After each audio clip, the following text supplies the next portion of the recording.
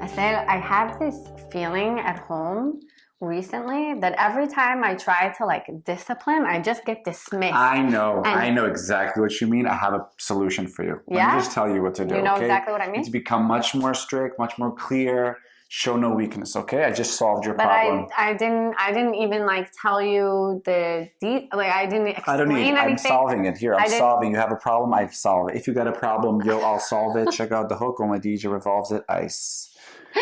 Do you know that dynamic? When your partner shares something and you keep solving it, just solving their problems, even if they didn't ask you. Report talk. That is called report talk. And today we're going to talk about sometimes solving the problem is the problem. Yeah. Hi, my name is Dr. Assael Romanelli. And I'm Galit Romanelli. And this is the Potential State. And today we're going to talk about solving problems sometimes is the problem. Yes. So refer to the talk about intergendered communication, which is reports talk. Separate tannins, report talk versus rapport talk. And there we spoke about the different ways that men and women communicate. But today we want to zoom in more on report talk. And especially I see this in couples where there's a dynamic where one partner, usually it's the male, in a heterosexual relationship, is always solving the problems for the other. He's the knower. He's the knower. And then what happens is that dynamic, rule kind of gets rigid and cemented, and then becomes, you're always the one that's fixing the problems, and I'm always the one that's coming with problems. And I've also noticed this between siblings. Eldest siblings sometimes always feel like they need to solve everybody else's problems, whether it's take partner care of. or their younger siblings. Interesting. And why do people do this? Why especially do men do it? Because we have some secondary gains. The first thing is I don't have to feel your pain. Right. I can just always push it off because I'm just solving it. By solving it, you're not even letting me express it or be there. Or exactly. You don't need to contain it. I don't need to contain it. And it gives me a sort of a one-up, and I feel important, and I feel worthy, and I feel like I know stuff. Yeah. And it casts you as lower than me, as somebody that needs me. Right. 95-70? Exactly.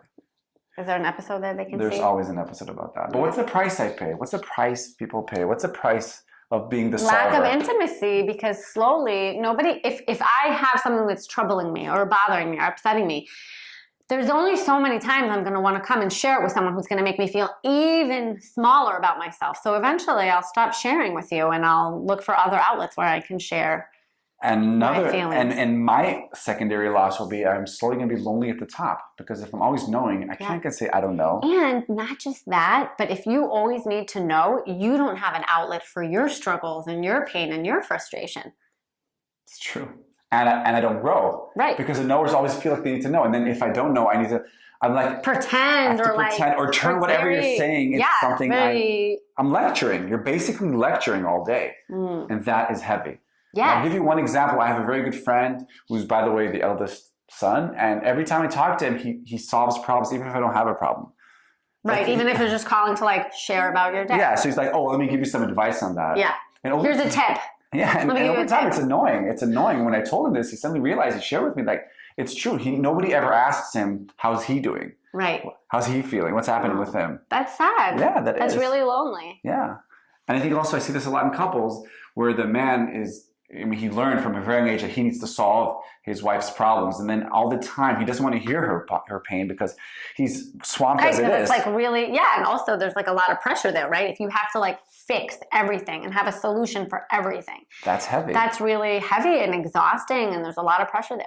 I had an interesting incident this week where a friend of mine called and she shared an experience, and then I asked her, I said, do you want me to report talk and come with some solutions, or do you want me to report talk and just kind of be your cheerleader and just be there with you?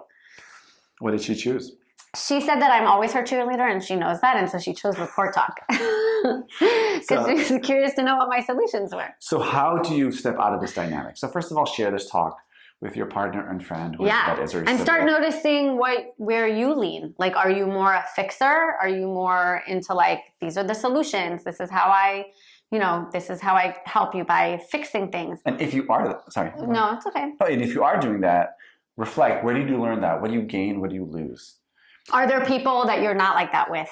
Yes. Are there certain people that you are exclusively like that with? Do you feel like you need to know in certain relationships, in certain interactions? Also as a parent, right? As a parent, we always want to fix problems, but sometimes we don't have to fix our kids' problems. Right, we just need to listen. Cry with them that you didn't open the banana the right way. Because you can't fix it anyway. Our kids are like the best teachers for this kind of stuff. I just have to say, like, that's like a great example, right? Like you can't fix the banana that you peeled the wrong way, whatever that means. Especially with like toddlers. You just have to be there with them. Like they're frustrated that the world is different and they, know nothing. So just like be there with them. And as parents, we always think that we have to have all the solutions and the answers. And if not, like you have to solve That is problems. a really good example. Yeah. Yeah, that's a good one. So what happens, so we'll maybe do a different talk about that.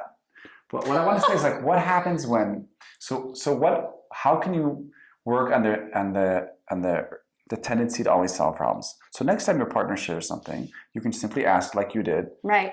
Like, how do you want me? How do you want me to show up? You can just take a breath, first of all, let it land, and you have the urge to fix it. Just wait. You can even say it out loud. Say it out loud. Like, I don't need to fix this. I don't need to fix this. Like, I want to start fixing it, but no, I'm not really sure what you need. Right. What do you need? How do you want me here? Right. I'm here. How can I help? Yes. Yeah. Hashtag frozen too. Hashtag frozen too.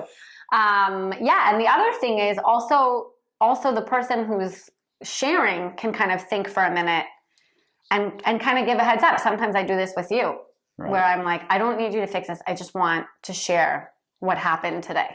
I just want you to know what my day looked like. You don't need to fix it. You don't need to give me advice. You just need to like be in this moment with me. When I teach this to couples, a lot of times like, well, I don't want to tell him he should know, but how would No. Enough with that. Plus, I want to say something about that because I think that there's importance in sharing for yourself.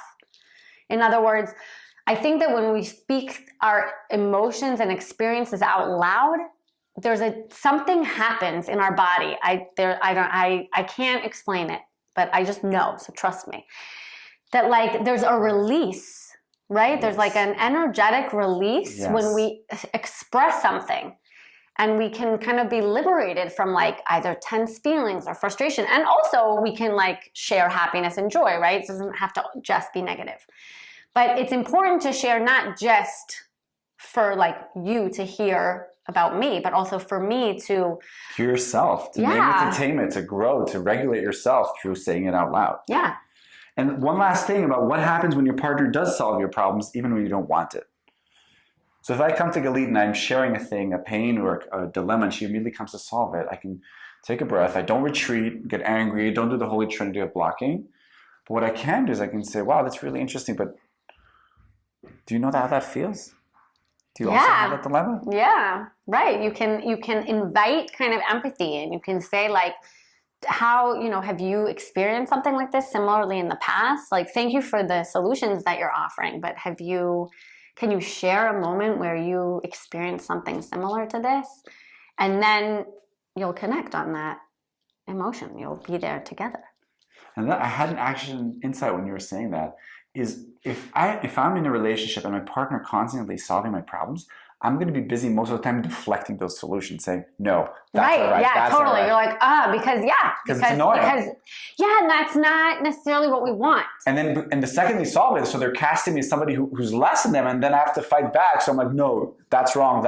And then you're spending a lot of energy. It's like, it's not exactly, it doesn't fit exactly. Like the whole, it's like a missed moment. It's a missed moment.